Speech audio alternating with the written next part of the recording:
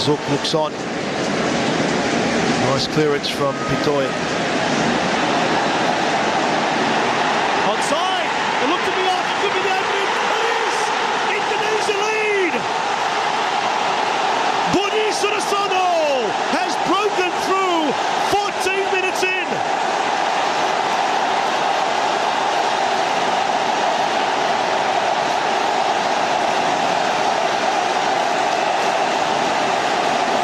What a reaction from the loyal fans here at the Gelora Bung Karno Stadium in Jakarta. There was certainly a hint of offside in this one. The perfect pass from Firman Utina, the keeper, was gone. Sudarsono kept his nerve. Indonesia take the lead.